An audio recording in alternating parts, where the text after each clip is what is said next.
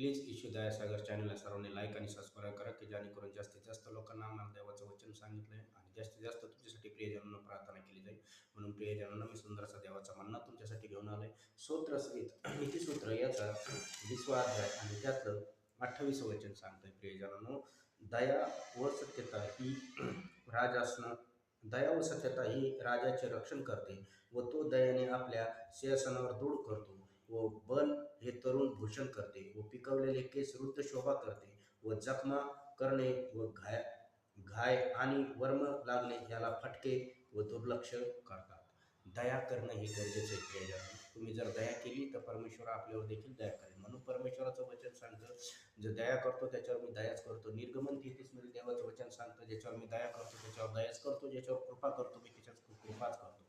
म्हणून तुम्ही एकमेकावर दया करा, कृपा करा आणि परमेश्वराच्या नावाने सर्वांसाठी दया आणि कृपेतच राहा. कारण की दया करणारा हा परमेश्वर आहे. आज त्या परमेश्वर प्रभूने आपल्यावर दया केली प्रियजनांनो, म्हणून तर आज आपण जिवंत आहे. जर त्याने दया नसती केली आणि त्याची कृपा जर आपल्यावर नसती तर आज आपण नसतो ह्या जगात. कारण की त्याची दया आणि कृपा हीच आपल्याला सर्वकालिक जीवन करते.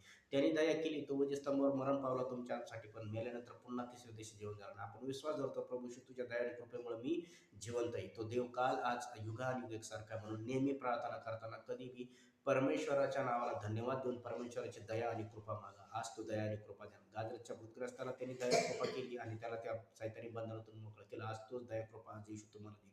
म्हणून प्रियजनांनो, आज तुम्ही किती दुःखी असाल, कसा असाल, फक्त म्हणा प्रभू माझ्यावर दया कर. आज तो देव तुम्हाला स्पर्श करणार आणि तुमच्यावर दया करणार. कारण की तो दया करणारा परमेश्वर आहे.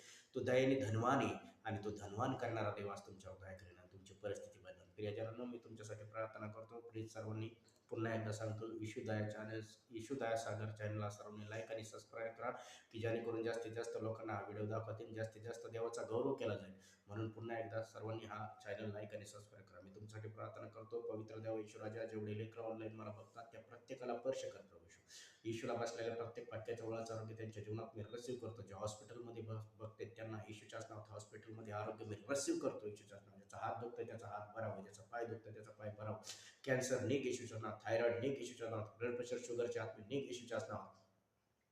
सैतानी बंधनातून त्यांना मोकळे होऊ येशूच्याच नावात. संपूर्ण घसा बॅक्टेरिया निघ येशूच्या नावात. ज्याचे डोळे दुखतात त्याचे डोळे बरे हो, ज्याचे कान दुखते त्याचे कान बरे हो, ज्याचा घसा दुखतो त्याचा घसा बरा हो.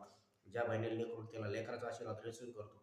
ज्याला घर नाही त्याला घराचा आशीर्वाद करतो. 2 व्हीलर 3 व्हीलर 4 व्हीलरचा गाडीचा आशीर्वाद त्यांना मी रिसीव्ह करतो. आणि येशूची पूर्ण मोकळीकता, शांती आणि येशूचा पवित्र आत्म्यांना रिसीव्ह करतो. येशूची दया कृपा देतो. कारण की तू दयाविषयी धनवान आहे बाबा. तुझा पर्स टच